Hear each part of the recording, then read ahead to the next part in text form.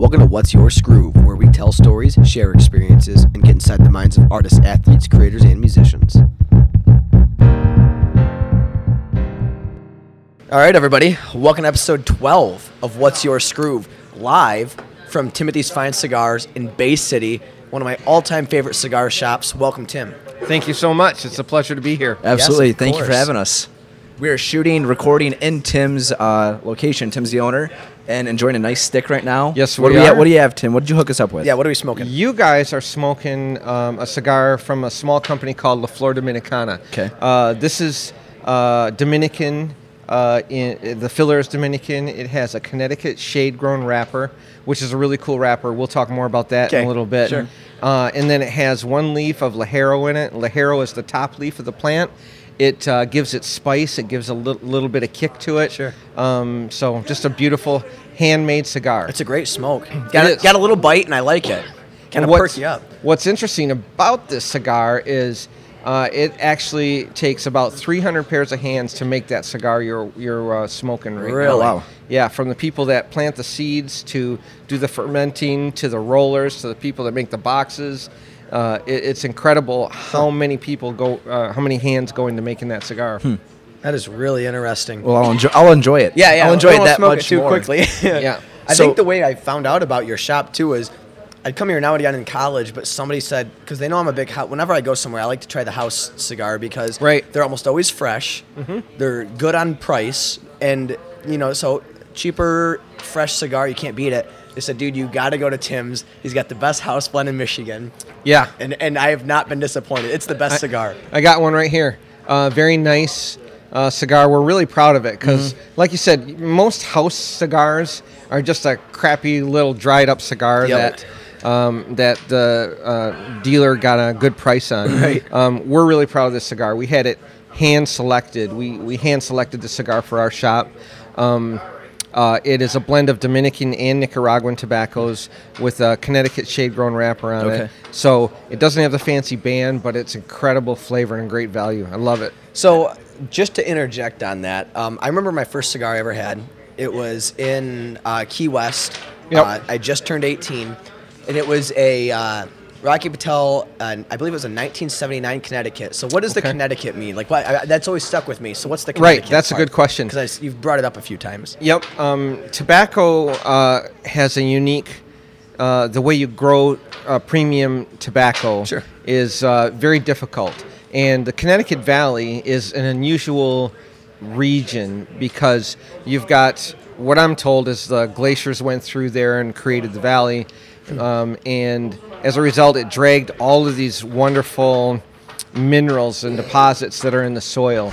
Now, on top of that, you've got peaks on both sides of the Connecticut Valley, so the sunlight is limited in the growing season. So in the morning it comes up, you don't get sunlight right away, and then in the evening it goes behind the mountains, and that makes for the perfect growing region with a rich soil, the limited sunlight, and then you've got, because you're in a valley, the humidity stays in there and keeps the leaves very supple and makes for a perfect growing region. Really? So it's just this geographical, perfect environment. That's interesting. Yeah, and it's unique because most tobacco is grown in South America, where these leaves, the wrapper leaves, and what we mean by wrapper is the outer skin of the cigar, it's just that area is perfect for it. There's two leaves that come out of there, and I'm probably going to be too geeky here. No, this is what we want. Dive into it. People want to know. Yes. Okay, you've got two leaves. You've got a shade-grown wrapper, which is a very light wrapper like what you guys are smoking. The way they do that is they also put a whole sheet of cheesecloth over the entire field so that if you flew over it, it looked like it was snowing. Really? But this cheesecloth keeps more limited or less limited light, I guess you would say. Less light. That's a double negative. That's so fine. less we'll light. Take that. Okay. And that makes the leaves very mild and very light, and it makes it real creamy. And so you get that nice creaminess and that rich flavor to it. Now, the second leaf out of the Connecticut is called the Connecticut broadleaf, where the shade-grown plant is pretty tall. The broadleaf is kind of short and chubby like I am. And it's grown in direct sunlight, and it's a very thick leaf. and they use that for the binder, which is the second leaf underneath this. Okay. So to recap, you've got this, it's called the wrapper, the outer skin of the cigar. It's really pretty, and it's very thin, and it gives a lot of flavor. Then underneath it, there's this thick broadleaf wrapper that holds everything together and keeps it from coming apart. Okay. It's an ugly leaf, but it's real flavorful too, and keeps it all together. So the wrapper, the outer leaf, does provide a strong amount of flavor for the cigar. Then it does, and really? some people say it gives up to like 60% of the flavor of the cigar. I don't think so. I don't think it's that much, but it's certainly a good portion. Certainly adds a lot to it. Yeah, that's interesting. Me and Tyler, we told Tim like we enjoy a good cigar, but we are not aficionados by any means. So we're really going to dive into just some cigar lingo and learn some stuff about cigars. Speaking of first cigars, do you remember your first cigar? I do. As we were talking off camera, I used to be an engineer, and I actually worked in Milwaukee. We're based in Michigan. So every Monday morning, I'd get on a plane, fly to Milwaukee, and spend the whole week in a hotel room, and then fly home for the weekend. Yeah, it was a difficult time in life. So the bottom line is I'm stuck in a hotel room all week. Mm-hmm. My boss, great guy, his name's Dan Shantz.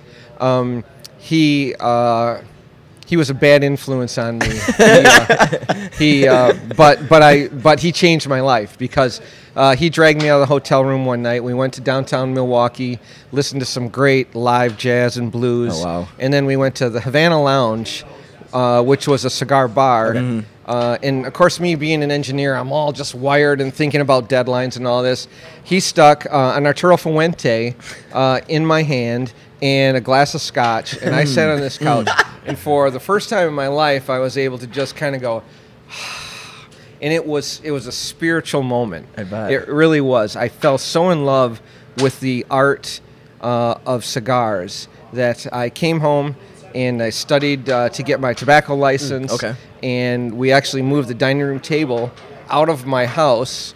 My wife was thrilled about that. We moved the humidor in. I started selling cigars out of my house, which was really unusual. We started doing cigar parties, and the rest is history. That's awesome. Yeah. How old were you then? Gosh, it was 14 years ago, so in my early 40s. Okay. And that's so cool that you have this moment that you can look back on, and that's kind of your snap, pivotal moment where it's like, oh, that's when it hit you. And it absolutely changed my life, like we were talking about earlier. That's so cool. Yeah, so from there, we started building up the cigar business, and finally one day I just went to the boss and said, I'm not working here anymore, and told my wife, honey, I'm going to follow my dreams. I'm going to give up a six-figure job and open up a cigar shop, and she supported me. But it was been the biggest blessing of my life. That's so great. I love what I do. I absolutely love it. I love that story. I love to hear that, and that's like what our podcast and the brand's all about. Is like, hopefully we can inspire people that are listening and be like, you're 43 years old and you pulled the trigger and went for it, and now look at you. 14 years later, you're I think that's super living your important. dream. Yeah, because a lot of people they give up on it, and it's something that dies out. I think in your late teens, early 20s, when you just come out of college and people realize I need to do something safe. And then they wake up one day and they're 30 or 40. They're like, there's no going back now. Right. And you were like, you know what? I found my calling. And what would you just instinct or what? What drove you to do it? It literally was passion. We were talking about passion. And I just love cigars. I love everything about them, from the beautiful works of art that they are. And if people really understood how much went into making a cigar, it's just a beautiful work of art. I love that. To the people, and it's too bad they can't see the rest of the shop, because we got a ton of guys here that are my brothers, and they're out there all waving right now, even though you can't see it. We'll get you guys on camera after the show. Yeah, we'll get a shot. For sure. And the social aspect of cigars, and you sit down and you hear people's stories and you celebrate what life is really about. And it's not 9 to 5 and a paycheck. Much more than that. It's so much more than that. And like you said, Tyler, people forget that. And it's like, it's so safe to have a paycheck every Friday. And if I could tell people anything, is follow your dreams, follow your passions. And it's going to cost you, but do it. It's worth it. I love that. That is great advice. It's so funny because we really don't know each other very well, but what you just said is don't worry about it, it's fine, is the epitome of our brand. Yes. Like, word for word, we preach that all the time. What's your Skroove might as well be called what's your passion. I mean, that's, those are synonymous and interchangeable, so this is great. I think we just kind of always had the vibe coming in here. It was because some cigar shops, especially being younger, you can get looked down upon very easily. Absolutely. And it's these millennials coming in, and we never had that feeling coming here. There's try that. Do you need a lighter? Do you need a cutter? A very inviting feeling. I think that resonates from your values. That actually, I got another story Go on that. Go for it. Because that was my experience. Once I fell in love with cigars, I went around to a lot of shops like people do because you want to get the vibe and get the experience. And, especially young people, you walk into some shops and if they don't know you, they don't talk to you. And it can be difficult. So we wanted to do something very different here. In fact, when I came home from that Wisconsin trip, I went to our local cigar shop. Okay.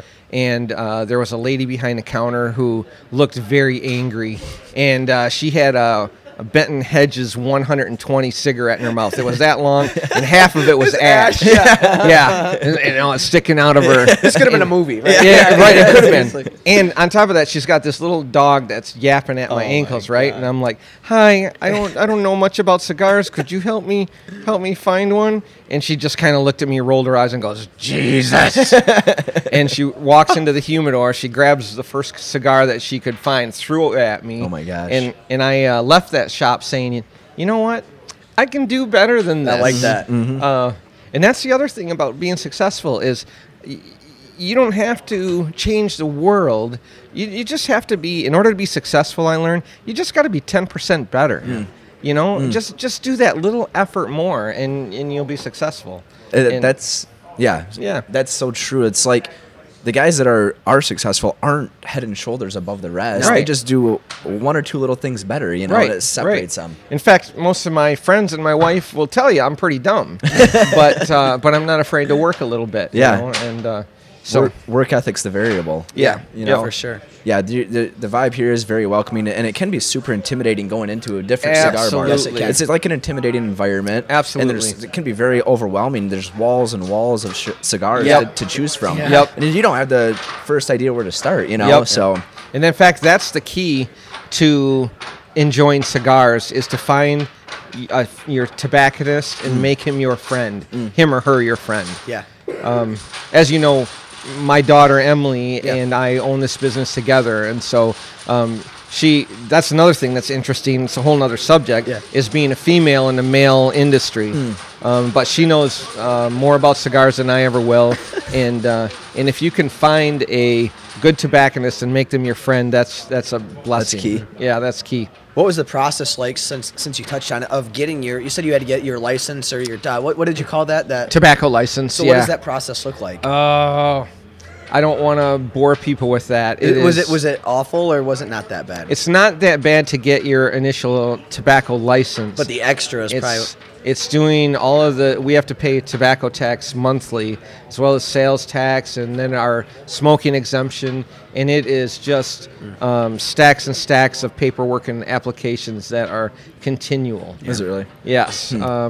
So I won't bore you with that, but all those people that are thinking about opening a little cigar shop and saying it'll be fun, it is fun, but it's a lot of work too. It's a lot of dealing with the government, which is not my favorite thing to do. So, because like we said, we've been coming in here for a couple years now, and we always loved the atmosphere of your shop. And me and Tyler, since we started the podcast, we're like, let's do an episode at Timothy's Fine Cigars. Yeah, I'm glad it worked out. Yeah, me too. Last week or two when we were in here. Yeah, how it came about. We said, hey, Tim, we gave him the spiel. Like, we own a brand of clothes. We do a podcast. We'd love to film an episode here. And then you start talking to us and told us about your ketchup patent and kind of you. Wait, but real quick, before we get into that, I want to say, we talk about this intimidating environment of the cigar shop and being younger. We're over here, and we didn't realize that you closed at 8. I don't know how we missed that. And we just we're like, oh, we can, and you're like, no, stick around, I'll kick you out. It was like 7:30 when we walked in the door. And we ended up staying till like 8:15 or whatever. And that's the sort of like that is if you had to Tim's sum a cool guy. Yeah, you know, you didn't really know us very well, but no, enjoy your stick. When we finally close up, we'll let you know. Yeah. And the locals kind of got to stick around, and it was really cool. Yeah. So I had to touch on that. And that's our goal is we want to make you feel welcome, and we want to go out of our way to do that. And like we were talking about earlier, there's some shops, if you find a shop that they're not welcoming, and you find another shop. Come to Bay City. Well, that too. Yeah. So yeah, I interjected. So I was just saying, we just were kind of attracted to your energy. You seem like a cool guy, and we were like, Tim, you want to be on the podcast? And you're like, for sure. That sounds like a good time.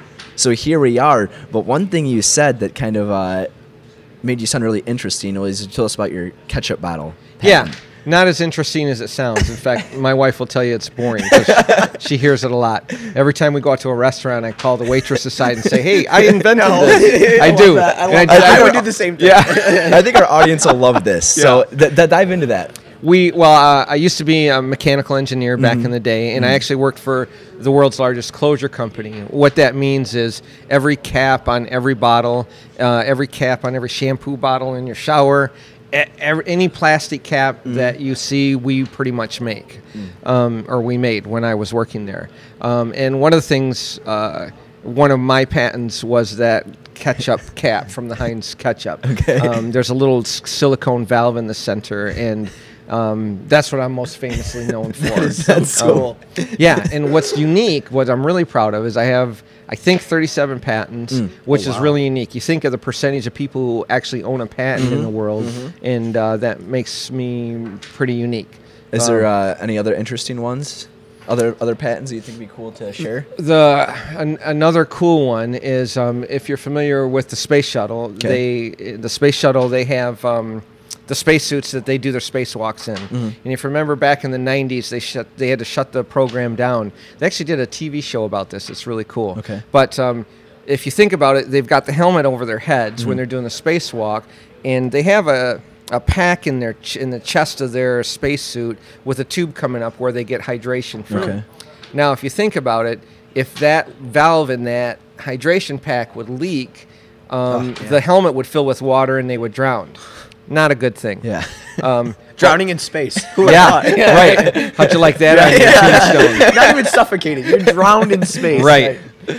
So they didn't. These guys weren't drowning, but the valve was leaking, and the valve would, the water would go onto the windshield of the helmet, which had a anti-fog chemical on it. Then that would get in their eyes, and they would be blind. And so being blind in space is almost as bad as drowning in space. I can imagine. So they had to shut down the space program for that, and NASA came to us and said, we need this problem fixed. Yeah. So we took that same valve that's in the ketchup. Oh, no way. Yeah. No kidding. And we put that into a design. So we went from a prototype design to testing and proving that out to production, and got the space program back and going in, I think, 60 days. Are you kidding me, man? Yeah. What else do you do? You go to the moon yourself? Like, that's pretty impressive. No, they offered, but I had too much going on. No kidding. 37 patents. Yes. Wow. Yep. All on different closures and stuff like that's that. amazing. Who would have thought the guy that you're walking into a cigar shop in Bay City, helped get the astronauts into the moon to revive the space program? Yeah. That's so interesting. And just to expand on that a little bit, this design that we had, I told you guys this story, but I actually had a sketch that I took to my boss. I was on a Friday for this Heinz ketchup, and actually, we originally were designing it for shampoo and other things. We never thought about it for the food industry. But I showed that design to my boss. He told me it was stupid and went to his cottage. That was on a Friday, which upset me, being the rebel that I am. So I took that design and created a one-cavity mold, which is just a small mold, and I made one cavity of that. I designed it, machined it, and then ran the press on Sunday. And Monday, when he got back from the cottage, I showed it to him, and he said, "We might have something." Really?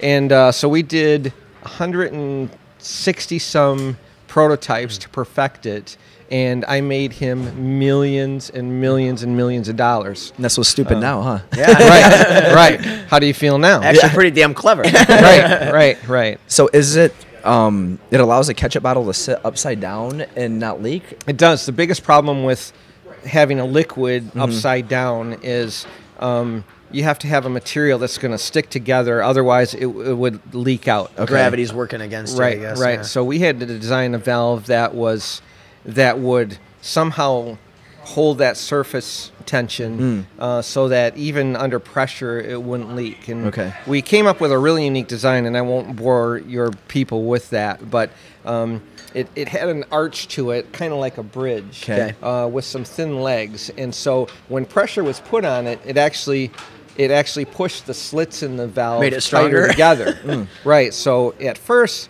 it was nice and tight. You know, if any kind of pressure was applied during shipping or heat expansion or anything like that, and then eventually you could overcome that pressure, and it would open and it would curl around and actually open up wider than the slits really were.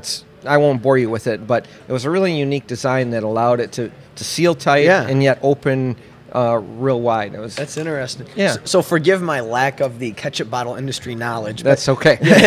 So I know because it used to be ketchup. It was like, I mean, I always think of the glass. You know, you had the glass traditional ketchup bottle that's set up, right? Right. So was there some, like, and I remember, like, you'd twist it, right? Because you still go to some of those diners and you have to kind of, like, twist it to get it out because it's those glass bottles. Yeah. You'd hit it or whatever. Yep. So was this in between those two things, like when you came out with this idea, or were they already putting them upside down and they just weren't working right? No, they were originally, like you said, in the glass bottles, but they wanted to modernize and deal with that problem because everybody's hitting on the bottom of the bottle. You get too much, right? It was a pain. You either got none or you got the whole bottle. Okay. And so they were looking for a solution for that. So they worked with us on making that happen. So next time you use ketchup, I don't care where you're at, you better give this guy a phone call. That's right, man. Every time you're in a restaurant, you'll see him. It's kind of neat. Come into Timothy's Fine Cigars and thank him yourself. Yeah, that's right. Get a stick while you're here, right? Yeah, get a stick. So, quick question, since we're here and we're talking about cigars too.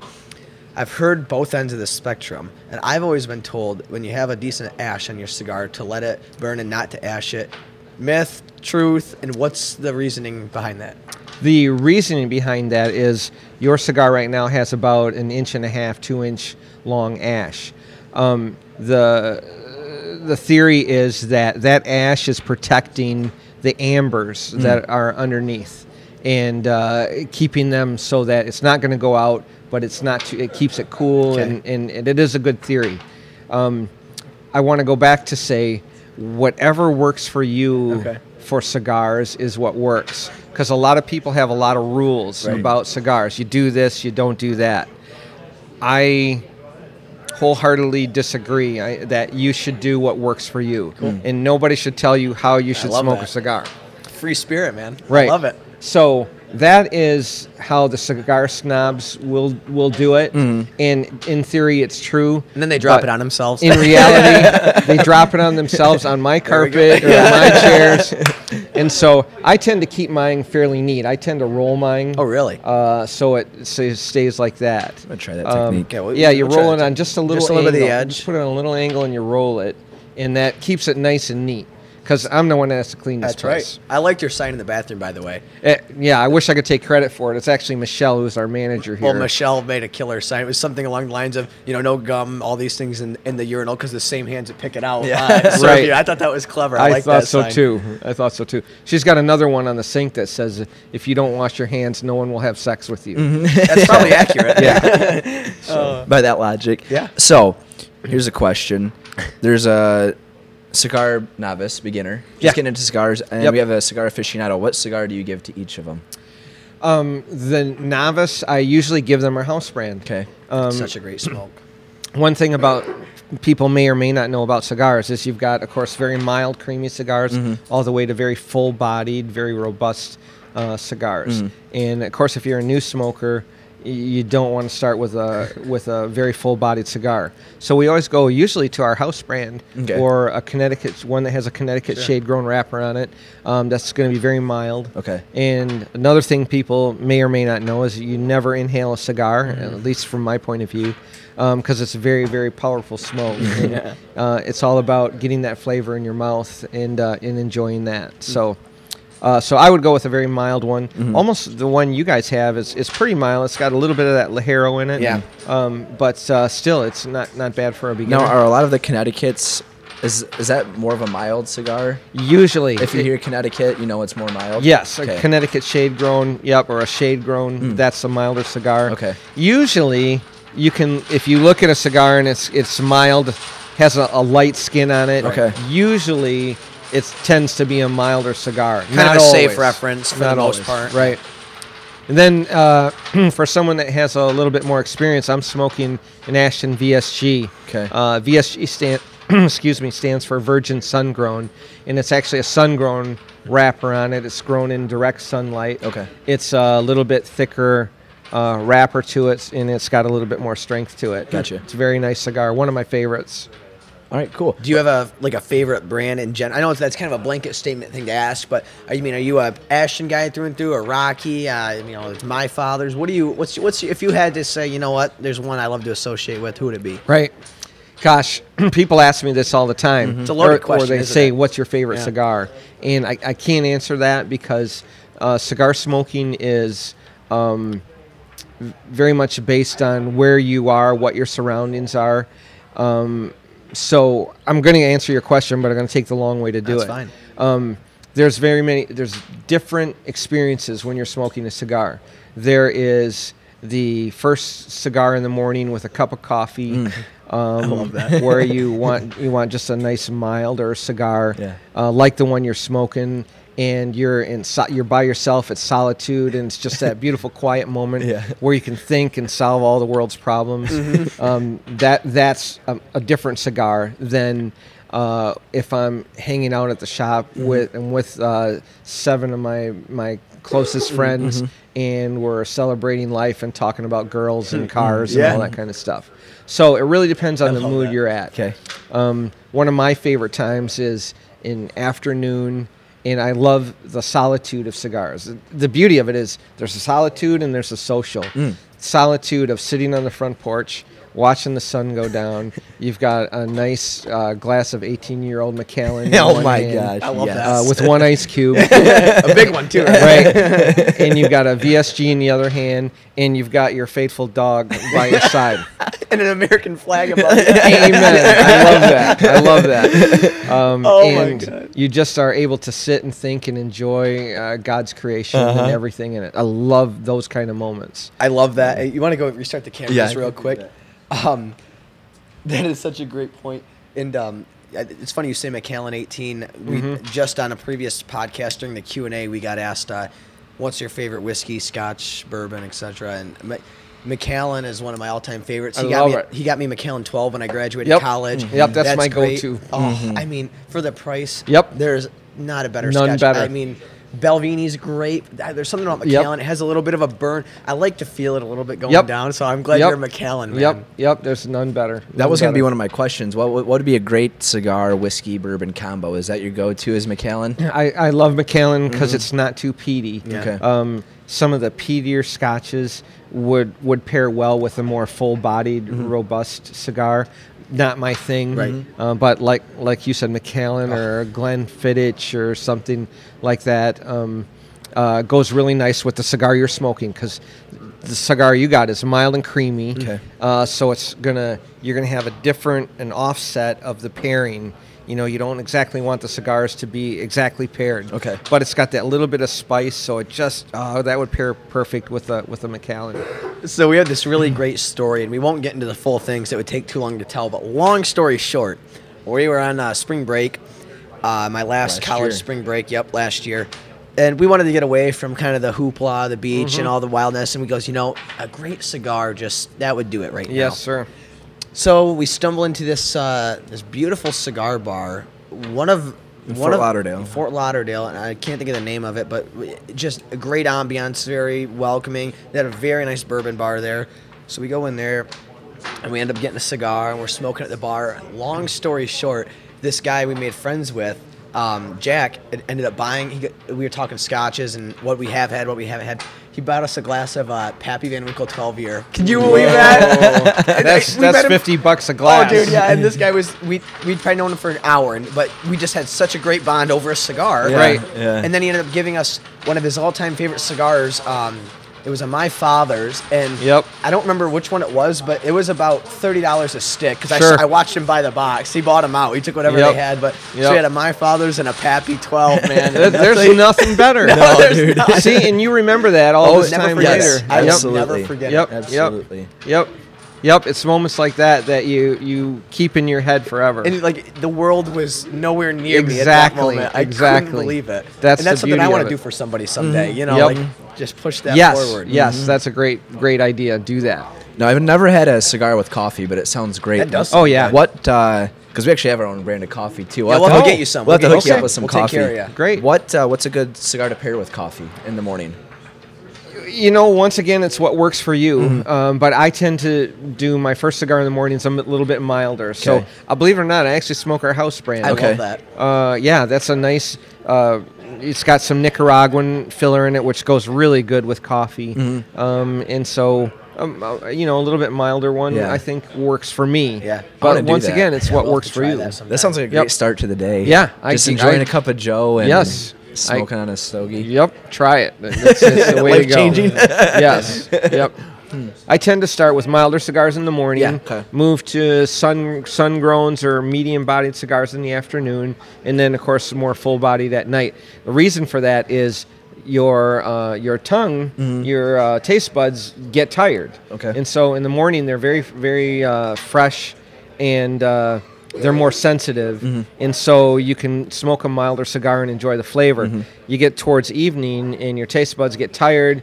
They need more stimulation, and then therefore a little bit more full-bodied will offset that. All right. Yeah, cool. I like that. You know, and we're talking about earlier the beauty of the cigar and all the hands that go into it, and appreciating that. One thing that I've always loved, and I probably my first handful, I saved them. I love looking at the label. I think like the label is just such a big part of the cigar, and I have some of my favorite labels. I have that My Father's label. I have my first cigar label, and I saved them. My dad actually has like a whiskey decanter full of all his favorite labels. We got one right behind you. So I think that is something that's really cool. That is probably a unique part of the process too. People do judge a book by its cover, and they do judge cigars by the bands. And that's another part of cigars that I love is the art. For hundreds of years, the artwork in the boxes and in the bands. I mean, look at the detail in that band. It's like incredible. Embossed, like it's it's up. Yeah, it elevated. is. Yeah, and just it's true art. It's true art. I just love it. And there's so much culture behind it. Like, if you look at the timeline of like what cigars represent and the social side, like you said, I like that too. Did you say social and solitude? I never thought about the solitude part, but I love that. And just like even throughout like film and like everything like over the years and what it represents, it's always something very positive with enjoying a nice cigar, which is really cool. It's celebratory. If you're smoking a cigar, it's celebratory. And the other thing is this is an hour of peace and rest right here. When I light up a cigar, you're forced to stop. Yeah. Be present. And be present. I like that. And just enjoy that cigar and the people you're with. Yeah. And I think we personally have a very hard time being present in the moment. I think it's because we're young and trying to develop our business, and we're always, what's next? There's always something to do. And we're very fast-paced individuals. Like, we just walk fast even. And like, you're right. This kind of forces you just to... Just take a breath and enjoy the flavor. Life. Well, we've had a handful of conversations, business conversations up in your upper love part, up in that loft and just having a meetings. Cigar and just talking business, because it is, you slow down a little bit, you're just there, and you're just talking, and you're enjoying yourselves, and, it's a very unique experience, I guess. It's a relaxing experience. It is, and it allows you to relax your brain and allows you to think more clearly, in my opinion. Yep, for sure. So, how long have you owned Timothy's? When did you open it? We started in October 2003, so we're into our 15th year now. And yeah, it's been a lot of fun. Any advice, because you've had a lot more experience running and owning a business than just us. business, anything that you would tell somebody who's pursuing their dream. It doesn't matter what it is. I would say be smart and get lots of advice, but from the right people. Yeah, I was more dumb and lucky, I think, because I made a lot of mistakes in the beginning, especially financially, and had no idea, really. I had no idea and no mentors or anything, other than my family goes way back, have been entrepreneurs. Okay. And so I had that going for me. And everybody wants to tell you their opinion. And I think it's taken me 14 years to realize you got to follow your gut. And I always thought that follow your gut thing was kind of a myth. Yeah. But every time, 14 years into this, every time I've not followed my gut, I knew it wouldn't work, and it didn't. And finally, I'm not afraid to be, I don't want to say rude. Hi, Nate. Nate's man in the bar. We have a live audience here. Yeah, so right. it's a live show. They're picking on me in the background. Don't be afraid to stand up for what you believe in. I've always was afraid to hurt people's feelings, and you gotta just know what you know and stand by it. And sometimes you have to be rude. Yeah. Well, And that's... if anybody who knows us too, like they ask us, what's your biggest advice? It is it's almost always follow your instinct. Like, yes. It's so, it doesn't even make sense. Yes. Like, but you have this feeling one way or Yes. the other.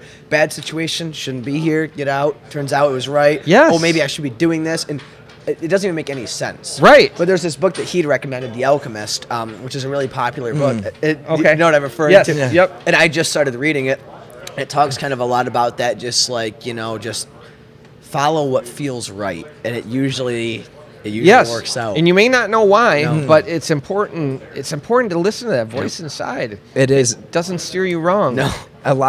There's not every business decision, but a lot of the decisions we made with our business and brand, on paper, they probably aren't the smartest, or percentage-wise, you're going to succeed. But it's like, that's what we felt was right, And it's like, let's just do it. That's like we started a brand of clothes my junior and freshman year in college, which that's not a get-rich-quick business to start. Everybody and their brother starts a brand of clothes, right? Right. It's like, this is what we want to do, and we figured things out along the way and just followed our gut. And I think that's a super underplayed piece of advice in society. Not a lot of people tell you that, because I don't think a lot of people do it. People live life kind of by the book and follow statistically, okay, let's do this. This is the right move. But there's so much to be said about that's talking to you for a reason. Like your gut says you need to do this for a reason, so you really need to follow it. I'm not saying you're not going to make mistakes, but I'd rather be wrong following my gut than, listen to someone else's advice or whatever it may be. Yeah, and what I would tell you as far as clothing industry, like I said earlier, you just got to be 10% better. You got to have a unique product and sell it at a good price, and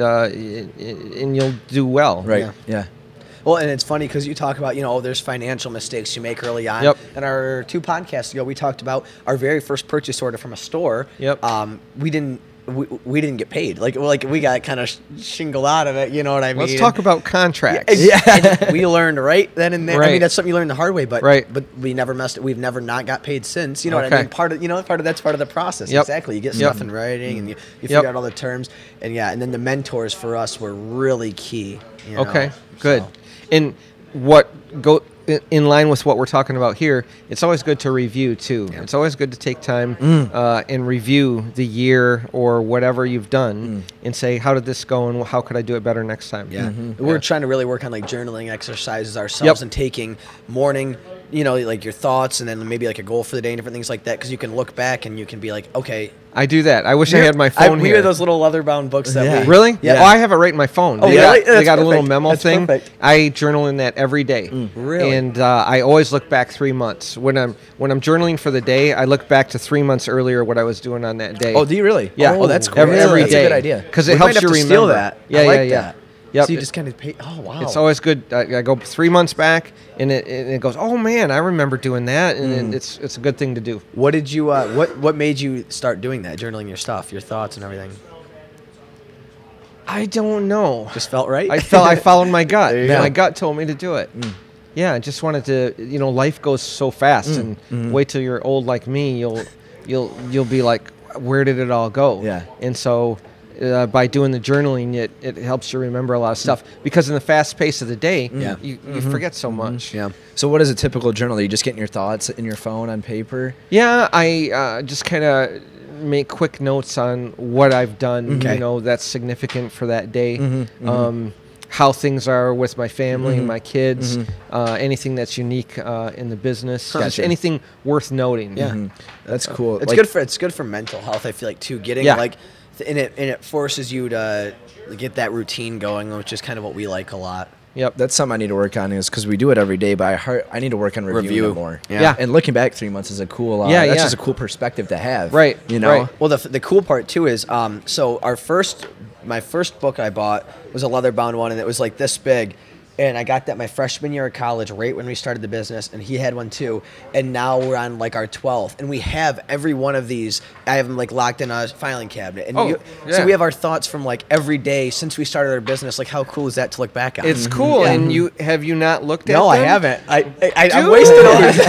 Why are you doing it? I don't know. See, I told you we have problems like slowing down. Like that's another example of something we should do to just slow down, look back, learn, reflect. And that's another thing I would give you as advice is when I first started the business, I was going so fast, and like you guys are now, and you can't think clearly when you're going that fast, when your head is spinning.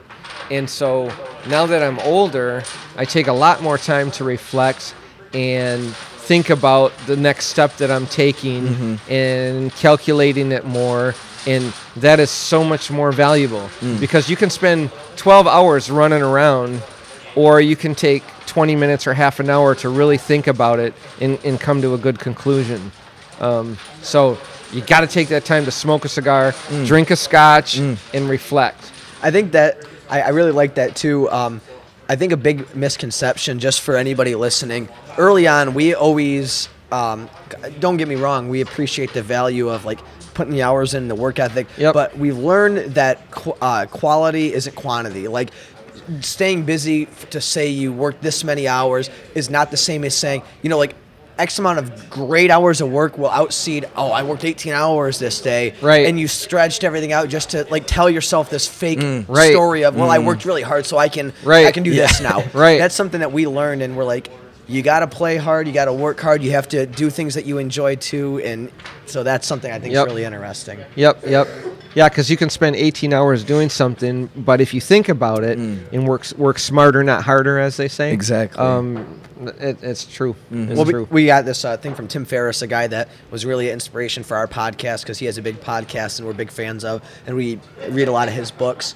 And it's just, his books aren't like the self-help books per se. They're more of just his story, and we like to pull things from it.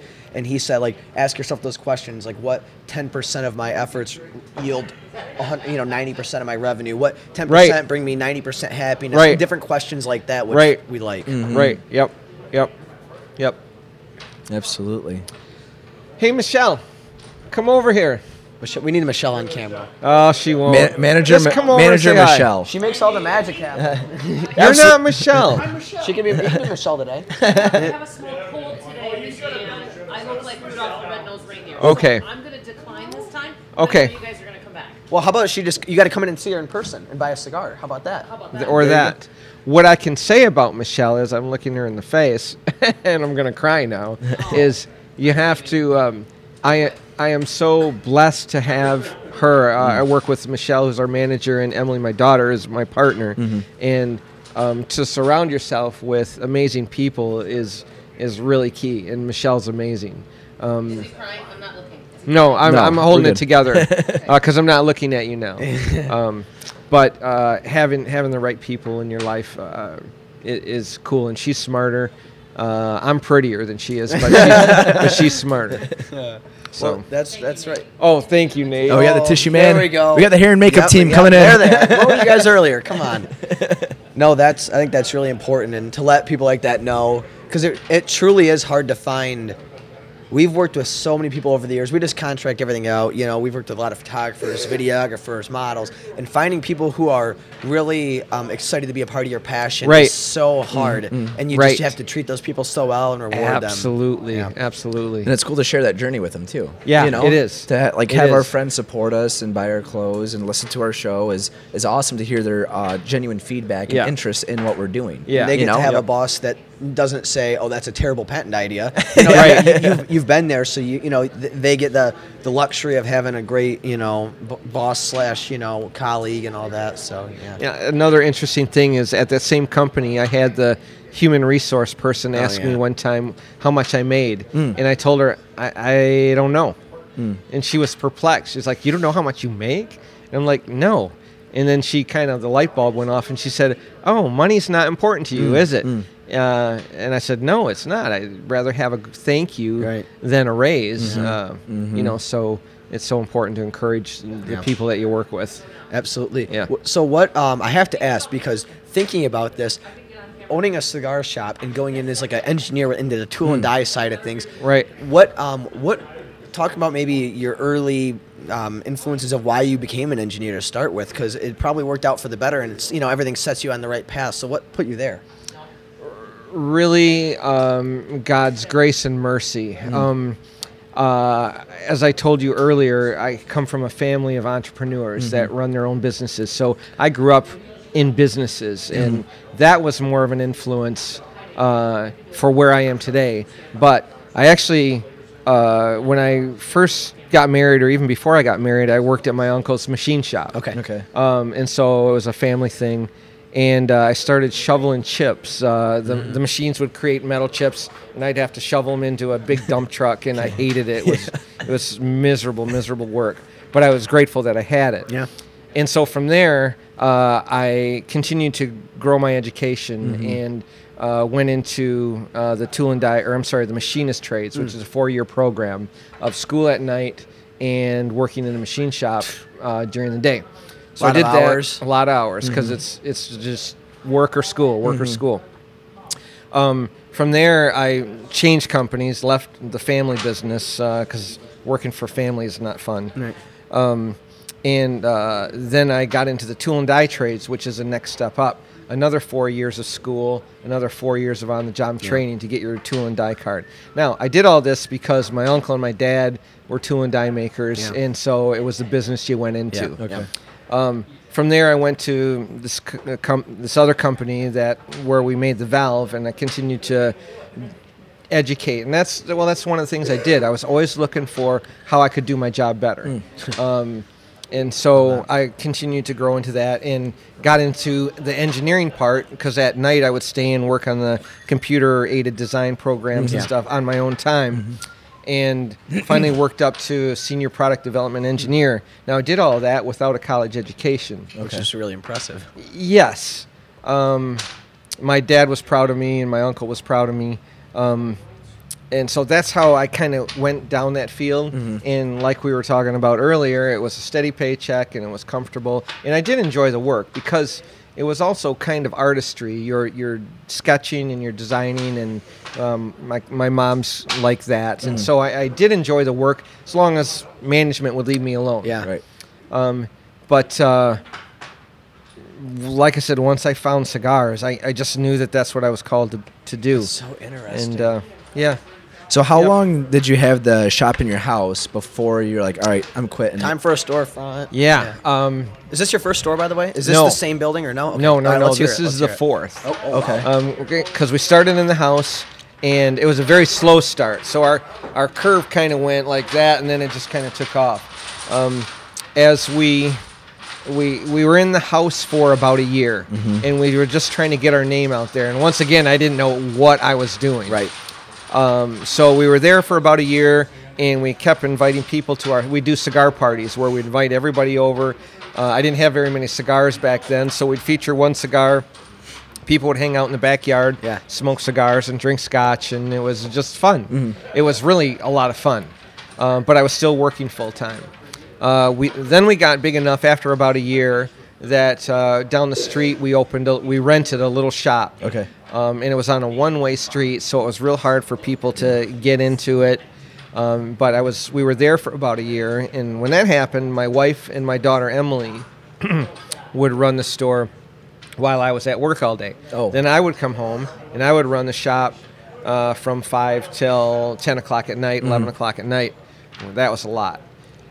So we did that for about a year. We were over there, and I wanted to be in this downtown area because if you're not from Bay City, this downtown area is really hopping. Yes. And there's a lot of cool stuff down here. So we found the shop on the other side of that wall, next door to us, in a little bit bigger shop, but in a little cooler area. And so we moved in there, and we were there a year. And I was talking earlier about God's mercy and grace. I just see his hand working in my life through all of this. And as soon as I moved into that shop, I knew that one day I would own this building that we're sitting in right now. I absolutely knew it. I love it. I didn't know how because I had $10 in the bank. Yeah. I was like, how am I going to buy this big building? And we were there about a year, and the lady that had the shop, you could tell they weren't doing real well. It was a wallpaper and paint store, and everyone's going to Home Depot now. And so a year into it, one of the representatives that she had came to us and said, she's going to sell the store, and would you be interested? And I'm like, yeah. Hell yeah, I'm interested. Yeah. Because, of course, there's all kinds of issues with smoking and buildings and all that. And so I wanted to own my own building. And so she came to us. They came to us with a number. We counter-offered. They agreed. But now I got to find a whole lot of money, right? And I got nothing. And once again, the networking of all that's going on. My banker was also one of my customers, and we were able to buy this building with nothing down. That's awesome. Which is unheard of for a commercial. That is building. unheard of. And like I say, only by God's grace and mercy have this all worked out. Speaking of that, another interesting thing that's unique about our cigar shop, you guys don't even know this. On Tuesday night, we have a Bible study, Bible and Cigars, downstairs. We have about 20 guys that show up. The pastor is a cigar smoker and that's awesome. A great teacher, and everybody in that class are people that come into the shop. How did that get started? It really, I was talking to Todd, who's our shop pastor, and talking about my desire to understand the Bible more and how there's so many crackpots and crazies out there. Yeah. And he was really down to earth guy. Yeah. And I really liked him the way he spoke, because he didn't talk above you. He talked at you. Yeah. And just a really good teacher. And we just decided to do it, him and I. Cool. And pretty soon we had 3 guys, and then we had 8 guys, and then we had 20 guys, and then we had 25 guys. And it's been a lot of fun. In fact, half these guys are involved in that class. And it's a good time. What I love about it... okay. I've been bugging him to come out here and get a cigar. So continue, though. It's a great time because it's men only. It allows us to be men. We can smoke a cigar. We can scratch our whatever, and study God's word, and it's a lot of fun. That's super cool. But we talked about earlier about that. Smoking a cigar, allows you to kind of unwind, and then you can get the approach of with the pastor, and you can get into the different the Bible and the different readings, and maybe you get a different perspective in this environment than you do in a church. Yeah, think about that. You totally do, because we tell we tell off-color jokes, and we got church after hours. Yeah, pretty much, because we got guys that will come down there that would never darken the door of a church. So it's just a really kind of a unique thing we got going. I've never heard of that before. That is so really cool. And here's the thing I found is if you go online and search for it, there's a lot of cigar shops doing this all around the United States. Yeah. There's a whole ton of them. Really? Yeah. That is so cool. You heard it here first. That is awesome. A unique perspective, just with like the digital age and a lot of companies going online, brick and mortar, and you talk about the wallpaper and the paint shop that was here before, people going to Home Depot. A business that will never go away is a cigar shop, because you have to come in and you have to have that experience, that atmosphere. Yes, that's true. Like each cigar shop you go here, you go to Timothy's for the experience, the people, the atmosphere. Yeah, because you can't get that online. Right. Now, the interesting thing is there a lot of people are buying cigars online. so that it does make it a challenge. And we won't go into all those details. But the strong survive, The strong survive. And that's what's unique to us. Can you get a cigar cheaper online? Absolutely. But can you get this atmosphere? We're sitting at some nice, comfortable chairs. And I love those chairs over there, too. Yeah, me too. Me too. And they can't see it, but I can see all the people sitting in the comfortable leather chairs, checking their phone. And people playing dominoes. We got guys here. playing dominoes. We got other guys telling BS stories, and it's just a great place. We have people, that go through hard things in life, divorce and death and stuff like that. And these guys are all here for them. I love it. It's a family. It really is. It really is. So because you got, like I said, the atmosphere is so great in the shop. What is the internet and, Web 2.0 and all of this, like you said, these online sales, do you think that it's those challenges that it may have presented have forced you guys to do some interesting things or anything different that's benefited the business? Or Yes, it certainly means that you need to be at the top of your game because people are not coming in. They know they're going to spend more money here. Yeah. Now we try to keep our prices competitive, but you got to have a comfortable place where people are going to be okay with spending their money. So the internet. I didn't even know you could buy cigars online. Yeah. Oh, a lot of people do. Really? A lot of people buy Cubans online. How do you? I just feel like just because you have to be a certain age to buy them anyway, I feel like that's got to be a pain in the ass to. But I guess it's not. Nope, they make it pretty easy. Just give them a credit card number. The difficult thing that we compete with is when you buy a cigar online, you don't pay. Usually, you don't pay sales tax or tobacco tax or tobacco tax. Oh, real? Right. So who pays it? Nobody. They get away with it. Oh, wow. It is, and so I gotta compete with the fact that they're getting a cigar, $1 cheaper online, which leads us into cigar etiquette. Love it. When you, it's kind of interesting because we had a guy. I'm not gonna say that, but proper etiquette when you walk into a cigar store is don't bring a cigar from another place. Yes. Like don't buy a cigar online and then come into our shop and smoke it. Right, Eric? Okay. Because we right. Because obviously we spend a lot of money on chairs and making a comfortable place, and so you don't want to walk in and pull out a bag from an online store or from another shop. It's not correct etiquette. Right. Oh my gosh. Oh wow. So I this is something I've never looked into or understood. Because maybe I'm sure you can shine some light on it. What happened? Because obviously, so Cubans, now those are legal 100% in the U.S. or no? No, they were for a minute when President Obama. Okay. Well, let's back up. There's two different areas. There's commerce. In other words, can I, as a retailer, buy Cuban cigars and sell them to you? No.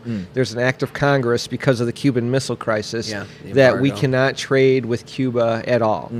What happened during the Obama administration is he loosened the ability for you as a person, a pedestrian, whatever the right term is. You could go to Cuba, visit, and you could bring a certain amount back. Okay. But I could never sell them retail. So now that President Trump has taken the presidency, he's tightened that up a little bit. You can still bring a handful of Cubans back if you go there, but it's much more difficult. If you got a cigar store that's selling Cubans, they're going to get in trouble. Really? Or they're not real Cubans. Or they're not real Cubans. So is it all, the forbidden fruit's always the sweetest, right? Is that? Yes. I'm sure you've probably had a Cuban cigar. I have. So is it really, can you say something that much better about it? Or is it just it's just out of reach? Honestly. Yes to both. Okay. Let's back up a little bit and talk about the history. Of course, Christopher Columbus came over, and people think he landed in the United States. He didn't. He landed in Cuba first and saw these guys smoking this, having fire coming out of their noses, and he thought it was the weirdest thing. Found out it was tobacco. And they brought that back to Spain, and the King of Spain saw these guys breathing fire and had them executed. So that's how. Kidding. Yeah, that's how. Yeah, that's how smoking So tobacco started. wasn't over in like Europe, or was it just Spain?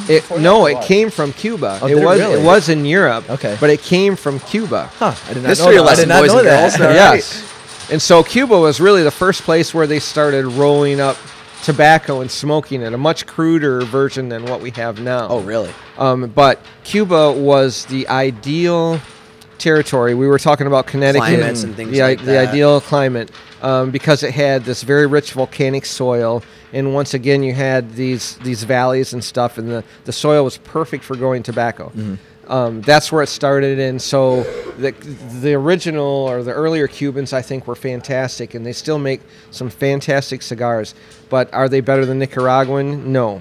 Are they different? Yes. They have a very different, not a very different, but a slight different flavor to them. The downside is Castro has had a dictatorship since 1962 or whatever the date was, and Castro says, Tyler, you're going to get up today and you're going to go work in the cigar factory. Now, Tyler's an artist. He just hates working on cigars, and so he's there, but he doesn't want to be, and he's not making that cigar with passion and pride.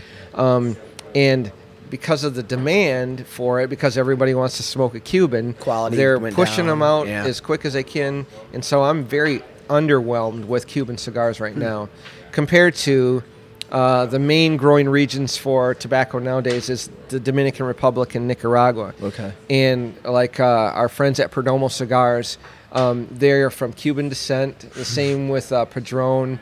The same with Arturo Fuente. All these guys are Cuban descents, and they're 6, 7, 8 generation cigar makers. And they're in Nicaragua, and they're understanding the soil. And they are making some of the best, That's so cool. wonderful cigars that I've ever seen. Really? So, and then half the time you get a Cuban, a friend gives you a Cuban that he bought on a beach while he was in St. Martin. Yeah. It's not even a real Cuban. Yeah, okay, anyway. buddy, that's not a Cuban. I got it for $2. Yeah, okay, that was no, you didn't. You took the words out of my mouth. I love the people who come back from, those, they do. Like, man, I got to steal. I got 10 of these for $10. Yep. I'm like, all right, why don't you go buy 10 Black and Miles? Yep. They'd be better. They'd be better. So, I know we keep touching on bouncing on these cigar tips and etiquette. What you buy cigars, good way to keep them fresh. Do you have any, Yeah. Let's talk about why people talk about fresh, and that's not really a good term. Okay. Because cigars are like wine. The longer you age them, the smoother they'll get, the better they get. Never knew that. That's true. And so if you buy a cigar and you can leave it in your humidor for 6 months or a year, you're adding some age. It allows all of those different tobaccos in there to marry and smooth out. Excuse me, smooth out. The peak point, it depends from cigar to cigar. The darker cigars are going to change more than a milder cigar. Okay. But if you can, my thought is if you can save a cigar for 5 years and smoke a 5-year-old cigar that's already been aged before it gets to you for 4 or 5 or 7 years, it's really going to round it out and give it great flavor. Now, the reason you keep a cigar in a humidor is a box that keeps the cigars moist. And the ideal is between 65 and 70% humidity. Okay. The reason for that is I liken tobacco to bacon, which is a fun thing to do. What you like about bacon is the fat. Everybody loves bacon, and it's because that fat gives it the nice, rich flavor. The same with cigars. All the oils in the leaves are what give the cigar the flavor. And so if you leave it out and allow it to dry out, all those precious oils that give it all the flavor go away. And so you want to keep your cigars humidified to keep those oils in it. Okay. That's why we humidify them. But people always come in and they say, is that cigar fresh? It's like, no, you don't want a fresh cigar. You want an aged cigar. It's so interesting. I never knew that. No, I never knew that. We're learning a lot. Don't ever go in and ask for a fresh cigar because right away we'll know you're a novice. You're Then what, the distilled water, right? Is that what you put in there? In the correct. humidors? Okay. Yeah, and we have humidifiers with a humidistat that keep it right at the perfect humidity. And what was the temperature that humidity that you'd recommended? Between 65 and 70% is ideal. Okay. Yeah, cool. in my opinion. So anything big on the horizon for the 15th anniversary? You guys having a party? Yeah, we always do a big event on the first week in October, the first Saturday in October.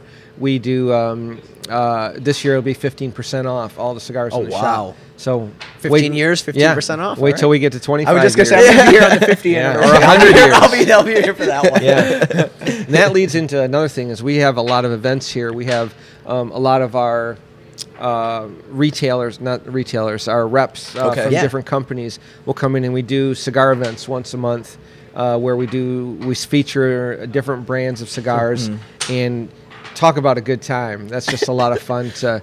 And in fact, that's another thing. If you're a novice, you definitely want to come to events like this because you can learn so much from people, and you have to decipher, from bullshit to reality. Right.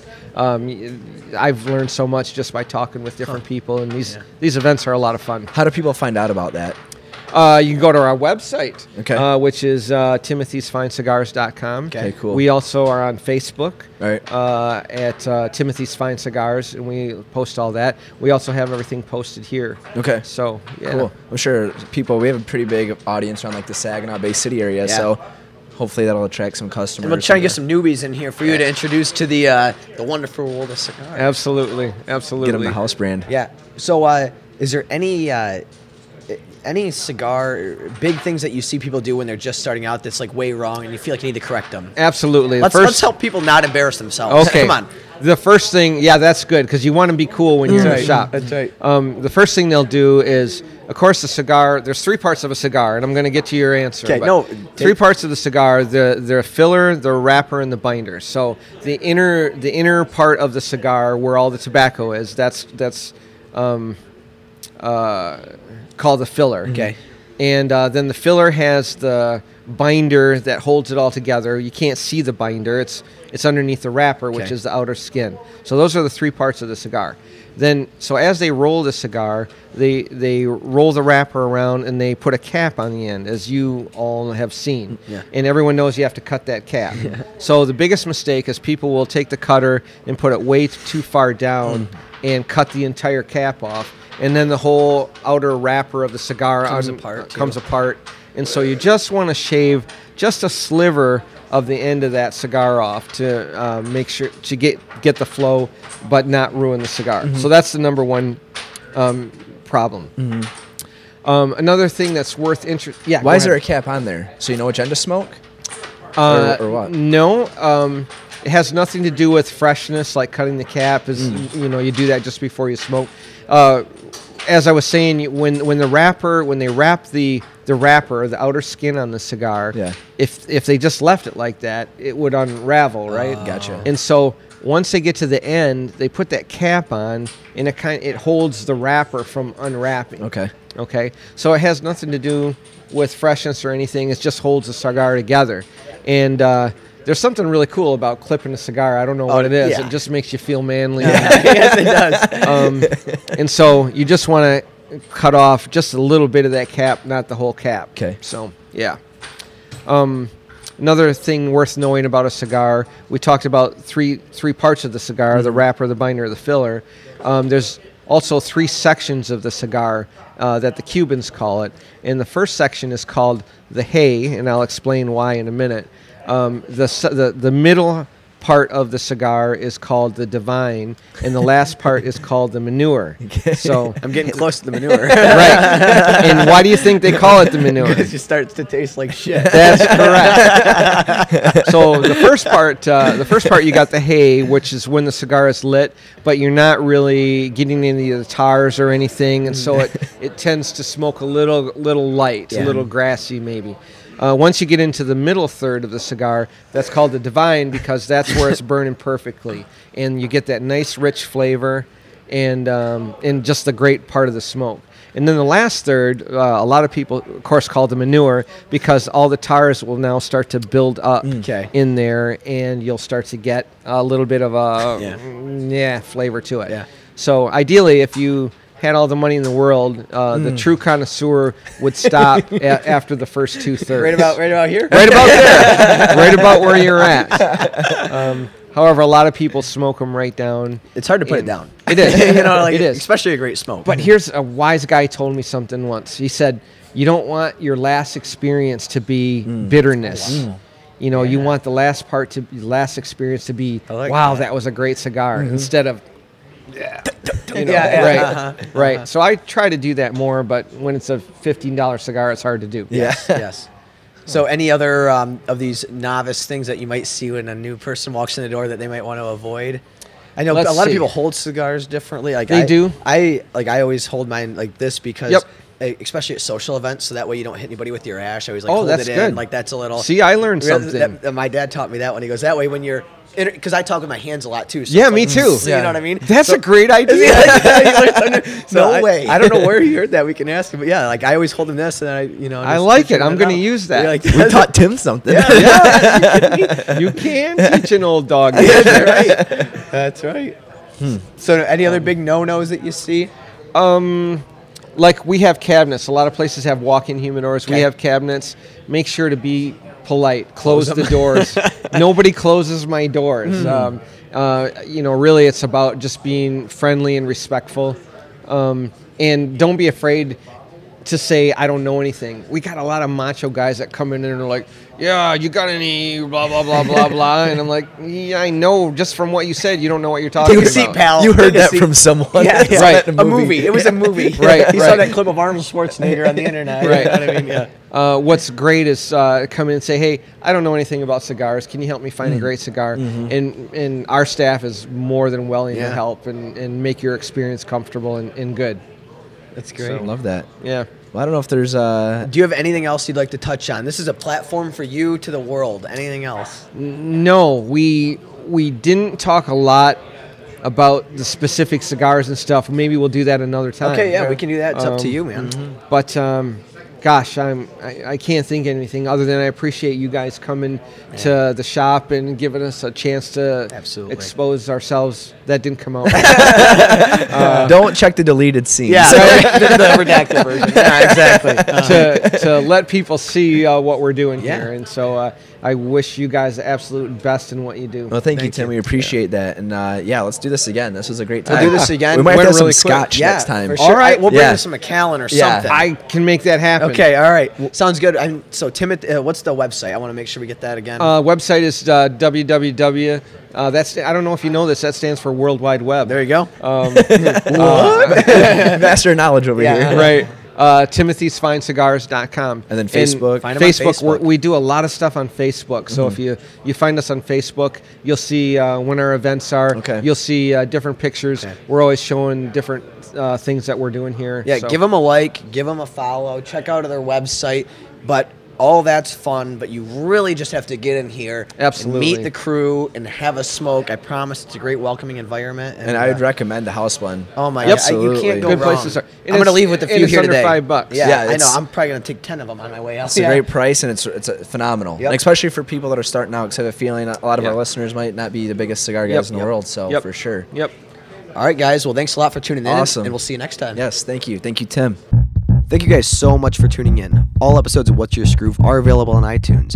And if you like the show, be sure to rate, subscribe, and leave a comment. As always, there are free stickers on our website, www.skroovco.com. We'll see you guys next time.